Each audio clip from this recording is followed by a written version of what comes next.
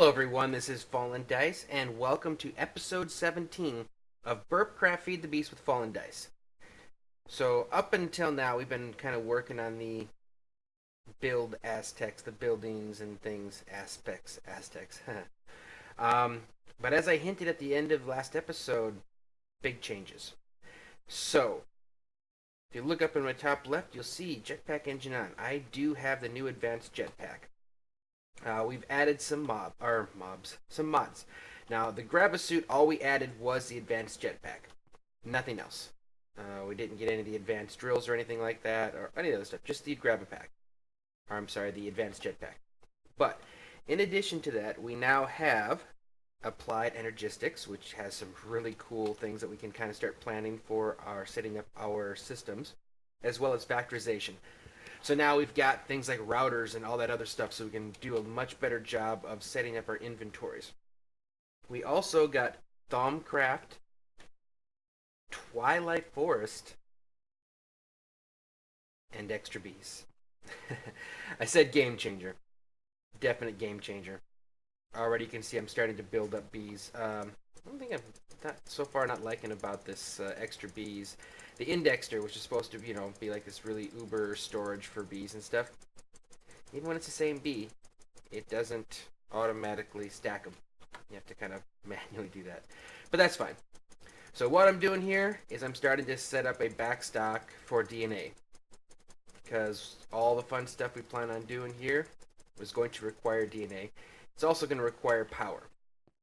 So, while this had been the plan to set up a second set of alvearies up here, and this was going to be my other types of bees and whatnot, things have now changed. This is going to be alvearies now. And in addition to alvearies, it's probably going to be some more engines. I don't know if I'm going to really need to do anything more than this. I think we're fine with our IC power for now. We can always put it in there just in case. But the cool thing is we aren't going to have to worry about this section here. Because, as we already know, not even if one bank on either side was enough to keep this thing filled and going. So when we double the amount of engines we're running, we still might only move over to 2 full banks. So we're good here. So we won't have to add this in. But yes, so up here, we're going to be putting in a whole bunch more alvearies around here, and engine banks as well too. So that's not today's episode. That's probably actually not even going to be an episode. I think I'll mostly do that off camera, just as repeating things. Up here is going to be probably some alvearies, maybe around the corners here. I don't quite know yet, because of course with the extra bees now, we have a lot of new stuff to play with.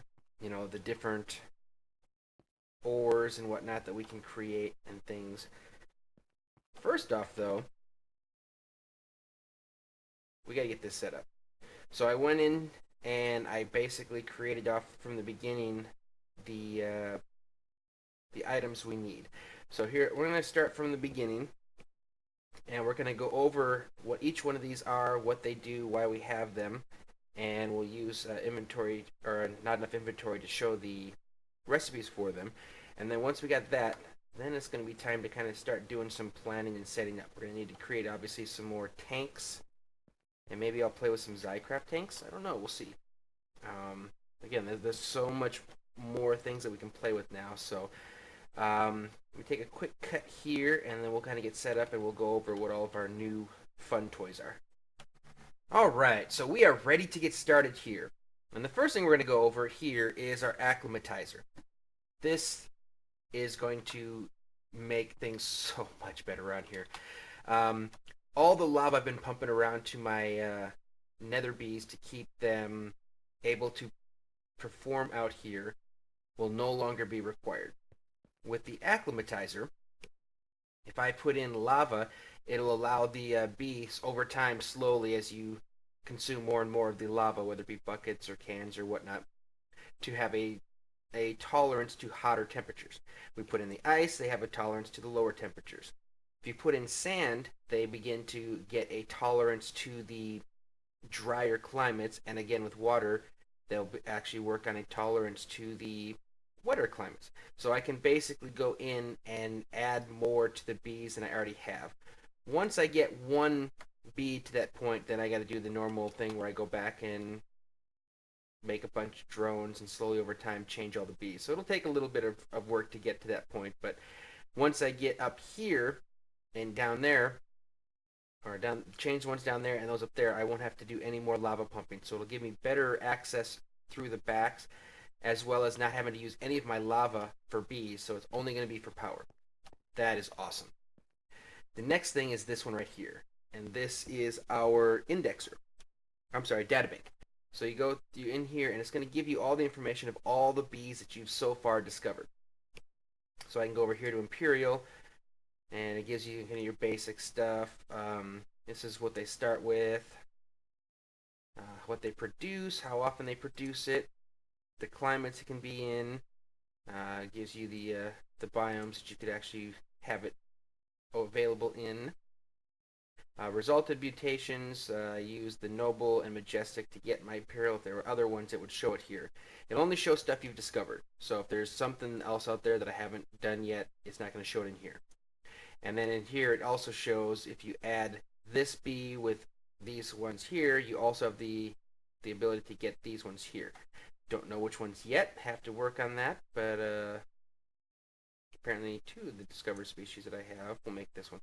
So there's more possibilities, and as you, like I said, as you discover them, it's going to give you that information. So that's awesome. These are what's considered your tier 1. This is your basic stuff. Recipes for these are all going to use the apiarist machine.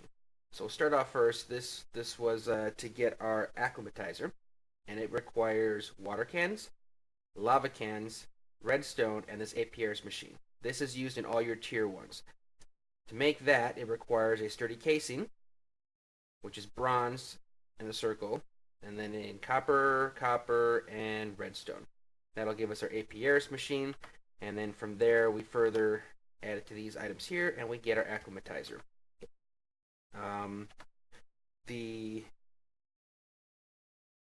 Actually, no, sorry, this was the indexer. I don't know why I call this one the indexer here. This one, let's go look that up real fast. This one is made similarly with the apiarist machine. 6 chests, a diamond, and redstone. But it has quite a bit of storage, and you can see it just keeps filling up, and it gives us a nice little slider bar to move through to find it. So for storing bees, much better than the apiarist chest. And that's what it's meant to do, is replace the apiarist chest, which I think it does a pretty good job of. Alright, that then takes us to our tier 2 machines. For our tier 2 machines, we're going to start off first with the gene pool. Before we get there, let's actually go to our next machine. And all of our tier 2 machines are going to require a genetic machine. The genetic machine is made with the apiarist machine, so you're still going to need that. 6 iron ingots, a lapis lazuli, and a basic circuit board. We make that in the carpenter simply with tin and redstone. But like I said, that is what we're going to be using for all these. They're all going to require this genetic machine. To make our gene pool, it's going to require 4 tanks, a piece of glass, 2 gold ingots, and some redstone. Now our gene pool is kind of what we're getting set up for here for. What the gene pool is going to do is you put the bee in, and it's going to destroy the bee, but in the process it's going to give you liquid DNA. And for all of our advanced stuff that we're going to be doing here with all of our bees, they require both power, Minecraft jewels, and liquid DNA. So we need a lot of it. So that's going to be the first thing we're going to do, and that's why I have 4 of these, because we're going to want a lot of liquid DNA. Our next item is our isolator. And we'll make that once again with our advanced... Actually, no, sorry, I'm getting ahead of myself. It should not be here. The next one, the other 2 items for our tier 2 are the sequencer and the splicer. And they are a obsolete lower... maybe if you're just starting the game, just getting to bees, you might go into them, but they have limited capabilities, and we're not even going to go into them. Sequencer would allow you to make templates, and the splicer would allow you to use the templates to add things to the bees. Instead, we're going to go straight to our tier 3. So our tier 3 requires the advanced genetic machine. So to get the advanced genetic machine, of course, we take the genetic machine, we add gold ingots, a diamond, and an enhanced circuit board made with bronze and redstone in the carpenter, and that is going to give us our advanced genetic machine. From there, we're first going to go to our isolator. Now our isolator is going to take empty serum vials, and it's going to isolate a single trait into a vial. So we're going to be taking and putting a bee in there, and there's a chance the bee might actually be destroyed by it, which is one of those kind of hit and miss. You put it in there and hopefully it still stays there. Hopefully you don't run into things. Now again, like I said, the isolator is going to give you one trait. So when we look at a bee and you've got things like, heat tolerance, both primary and or primary and secondary, temperature or humidity tolerance, beatific, nocturnal, cape, all those things, all those traits, it has a chance of taking one single one of those, including like how many the fertility it does, all those things. So over time, it's going to take a while to get the perfect bee serum because you're going to have this thing running. And again, this is why, again, we're lots of bees. We need a lot of liquid DNA because, again, this is going to be using liquid DNA while it's running with power and stuff. So all of our things are going to be requiring power on that. Now, our next thing is going to be, actually, let's go over this real fast here. We make the isolator, blaze rods, redstone, emerald. Alright, our next one is the synthesizer. And that's made with soul sand, 2 tanks, a glass, and a redstone with your advanced genetic machine. And that's going to give us our synthesizer. Now the synthesizer, it fills serum vials using liquid DNA. So once we get something, say we detect one, we get something that we like. It's only like a single use. So we're going to use a synthesizer to fill it, to give it more. Unfortunately, as you fill it, the quality is going to go down. So we're going to need something later on that's going to actually work on the quality. But that's going to be able to fill up and give us more uses using the blank liquid DNA, adding to the trait that we find. After that, we move on to the next one, which is our replicator. We'll make this one with empty serum vials, which I was talking about but hadn't actually gone into yet. Empty serum vials are made with glass panes, gold ingots, and royal jelly. So we take those, along with some Eye of Enders, redstone, and our advanced genetic machine, and we get our replicator. Now what the replicator does is it's going to copy a serum vial. So if you get something that you want, it'll actually make a copy of it. Again, it's only going to have a single use at the time that it creates the copy. So I believe even if you have a full one, it's only going to give you a single use. So you're going to have to go back in, use your synthesizer to fill it back up, and then purify, and all this other stuff is what to get into. Next item is our purifier. Now what that is it's going to purify the serum and increase the quality. Because as we start getting into, when we actually start using these items, you'll see that the quality makes a difference as far as whether it takes. Again, I'm just starting to get into this. We didn't have this before, so I never actually had the need for it. So now I'm kind of learning this as we go. But yes, this is going to give us, it's going to purify. So when you take your synthesizer, fill up your vial, then you go into your synthesizer fills up the vial, it's going to be a real poor quality. So then you have to stick it in the purifier, and it's going to take a long time and a lot of work to purify it up to a high quality serum. Finally, you get the inoculator. And what that is going to do is it's going to add a single trait change to your bee. So whatever's in your vial, when you put it in here, you put the bee inside, it's going to actually put that trait into your bee. Could put it into the secondary, primary. It takes a little work, but eventually, using all these things here, we can now build ourselves a better bee without the use of luck. And of course, once I believe there's also a way, and I haven't quite got to there yet, but there's a way to start combining your serum vials and multiple traits into a single, I think, genome or something is what it is. Let's see if they have that available. It might be in the futures.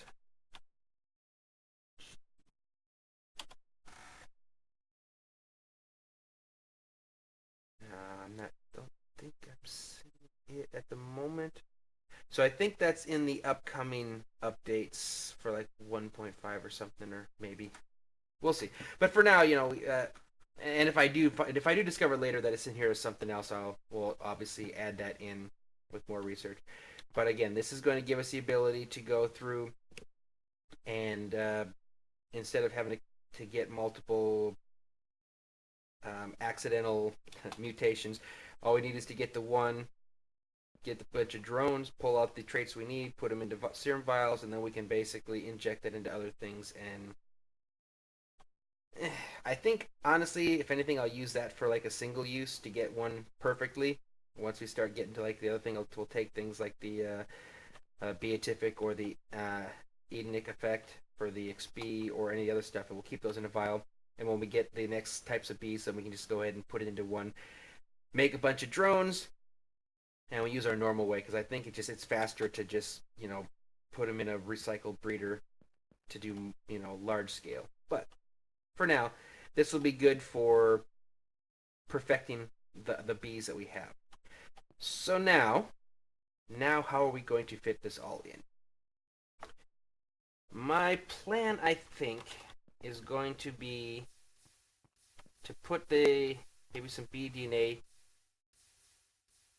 What is all that lava sound?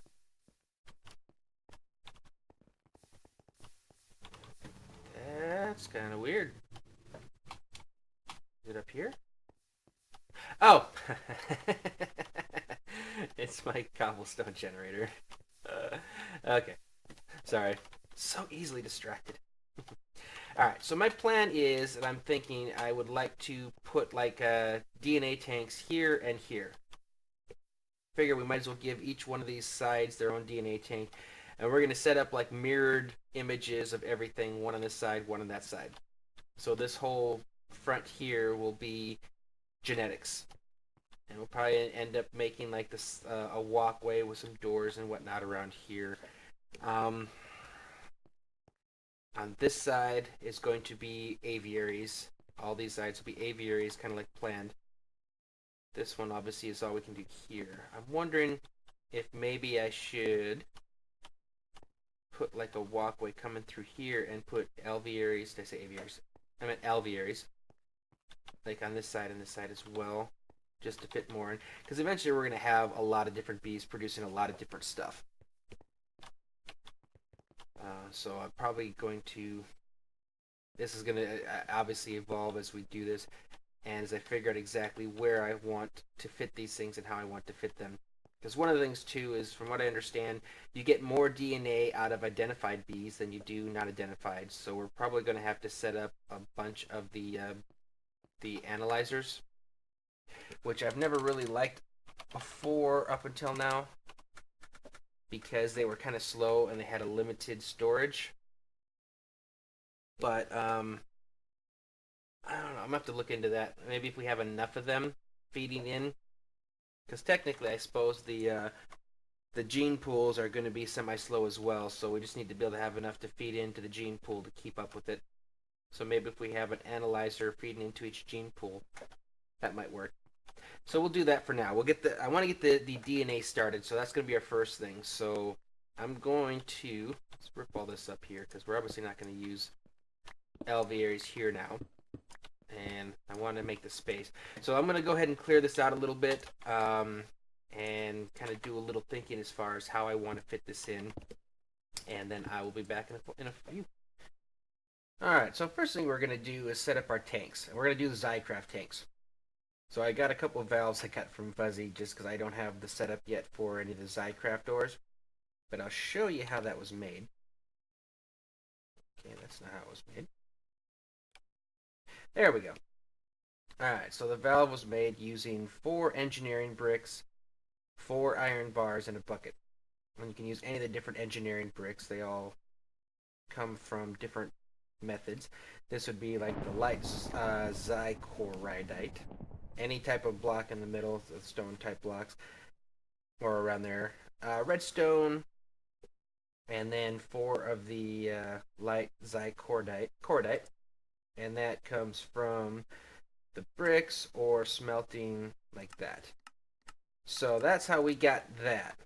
From what I understand now, I can put the valve anywhere on one of the insides, and that will allow it to work.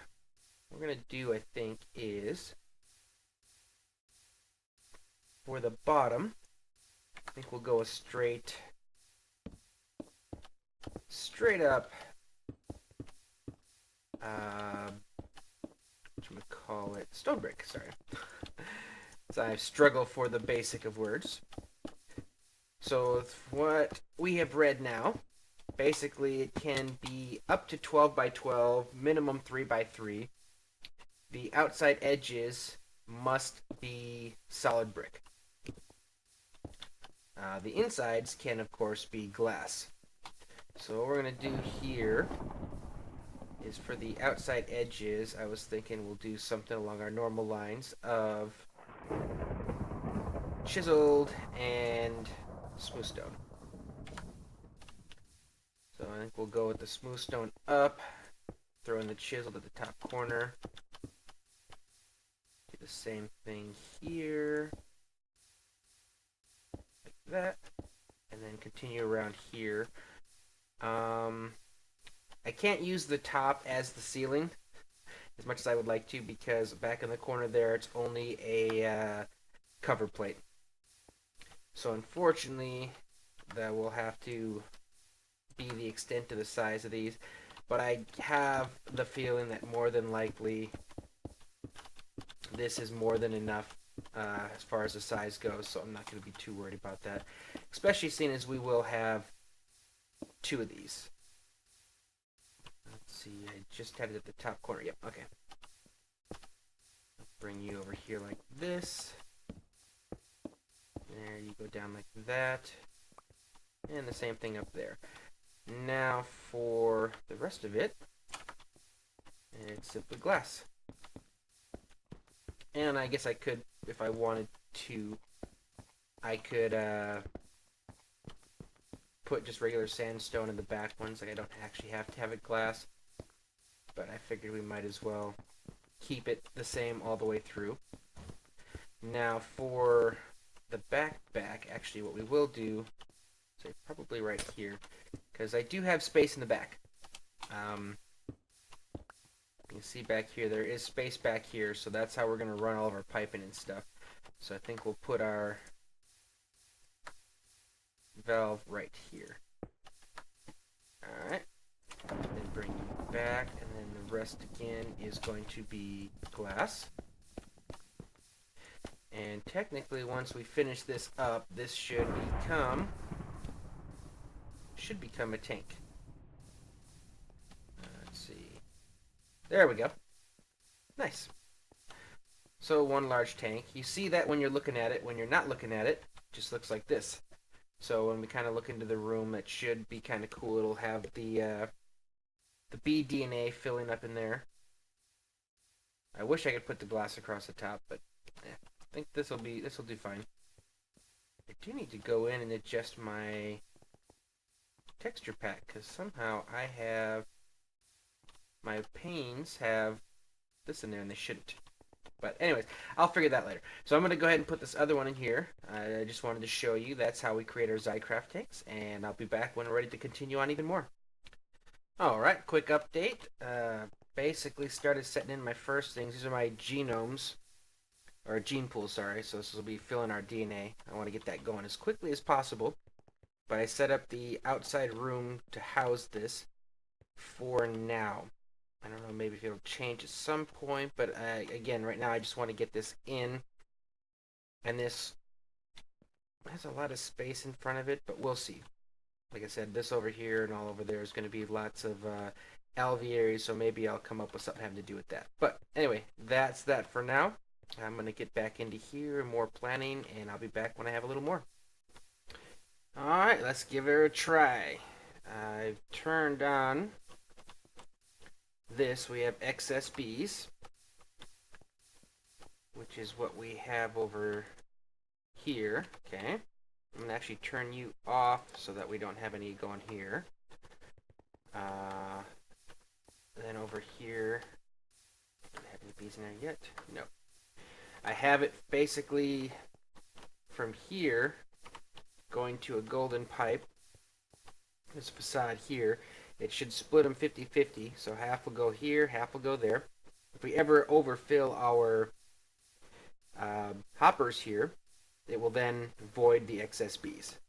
So now here we go. Got our first bee inside. And what's it saying? There's no power? There should be.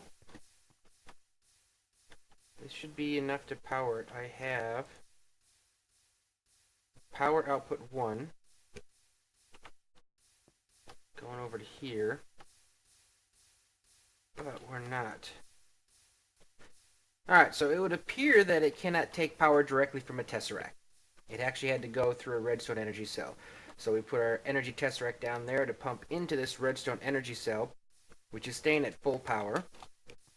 That energy cell is powering both of our gene pools, which basically went through every bee I had possible in a heartbeat. So we should not have any issues with the leg or not having enough. And that gave us to 550. Alright, so I'll tear these apart. What I should do here is we'll obviously first go through and add in all these extra bees here so we can continue pumping, but that's what we had all the excess for. So I'm going to get, like I said, let this build up and build that one, and then I'm going to get on to our next steps in the stages. Alright, so here we are. Got it running now. I filled up all my stuff and have a little bit of DNA building up now. You can see I had to put the one valve down lower because it can only draw from the level it's on. So having it up there with that one, it wouldn't have been able to draw from the bottom level. So eventually it'll fill up and we won't see it anyway, so it's not going to be a big deal. Got all my stuff set up. I have duplicate systems. So you can see I have one of my liquid tesseracts here, DNA 2. And then under here is DNA 1. They're feeding over. Only 2 of the machines actually use it. The purifier and the synthesizer. The synthesizer adds extra charges in. And then the replicator is just going to copy what we have. So I almost wonder if I should have maybe put the replicator before that. That's fine. But yeah, it's going to make higher versions, or I mean more doses of it. And then we come over here to the purifier, and again it uses the DNA to purify it into high quality. And then the inoculator will actually put the serums in here, and the bees up here, they'll drop into here to get inoculated, and then drop down when they're done. Let's see over here, this one's empty. It didn't have quite as many bees. It's going through pretty quick. It looks like now we're finally starting to catch up a little bit, which is good. That one's full, and I think this one's probably full. So now it should actually start to fill up in here and give us a little bit in the bottom as it starts to output more. And I just need to make sure I stay online for bits so I can actually fill this up, because I don't run chunk loaders in my area and stuff to keep it going when I'm not on. So it's only really doing this when I'm here. But here, this is our science room. So I'm going to be putting in some doors and stuff like my normal thing, but it gives us access. And I put our indexer over here so we can still see all the different species and stuff. This does leave me some more room out here though. So again, I'll have to figure out a way how I want to do this, but I'm probably definitely going to be adding in different alvearies for our different types of bees, and even some more rooms, because I'm going to have to put in some of the other equipment for processing the bees that we get. So I'm probably going to leave this like it is for now. We'll use this to upgrade our bees and do some things. Maybe I'll put in one over here with an alveary and put in a thing for frames so we can start getting some higher chances to get some of the different bee types. But until we actually get more of the different stuff processing, like the rubies and the platinums and that kind of stuff, there really isn't a reason to do this, and I don't even know how much I'm going to need yet. So I'll hold off on that. For now, we're just going to let this thing fill up. I'm probably going to go behind the scenes here, grab a bunch of the bees down there, get the items. One of the things I am planning on doing to be able to run this a little bit better, let me show you the reason why. I went with the, originally I went with the demonic bee because I wanted the, it gave where's the stuff it drops? It gave glowstone. Now you can see the simmering comb is 1 every 1.7 minutes. Now if I go over here to the fiendish, it's every 50 seconds. So it's more than twice the amount of simmering comb off of the fiendish than we're going to get off of our demonic. And I've got more than enough glowstone built up now that I don't need to worry about this. So what I need to do now is I need to go through all of the all my bees here, and I'm going to adjust them, and I'm going to actually turn them backwards. So we're going to take them from being demonic and put them into fiendish so that we actually get more of our simmering comb, doubling that, which means we can double our lava output. Because just right now, with what we're doing with this, but we have a lot more stuff we're going to be putting in now. That's going to be taking a lot of power. So we need to make sure we can keep up with it, and I want to make sure I keep up with the lava stuff. And eventually I'd like to have all these running just because. So anyway, so that's the plan for that. I don't think I'm going to do anything more in this episode here. This is kind of like just the introduction to what we got going here. Again, I need to do some other... I need some other buildings to continue on. So I think that's my next thing. And I may actually do this... I may do some building off camera. I want to do storage, and I want to be able to do processing and mining and quarrying and stuff like that. But building takes a bit of time. So what I may do is I may do a little bit of building off camera here between this episode and the next one. So that when we come in, we've got the building ready. I'll show you the building, show you what I did, maybe do like a quick little montage, or speed it up and do that, and kind of show you it being built, but we won't actually do it on camera. And then we'll actually go through and start doing some of the extra cool fun stuff. So that sounds like a good plan. Hopefully guys, you enjoyed this. I'm excited to have the new bees and some of our new fun stuff, so this should actually be a lot of fun in the future, getting all this here set up and actually going even bigger and crazier. So anyways, thank you guys for watching. Hope you enjoyed it, and I will see you next time.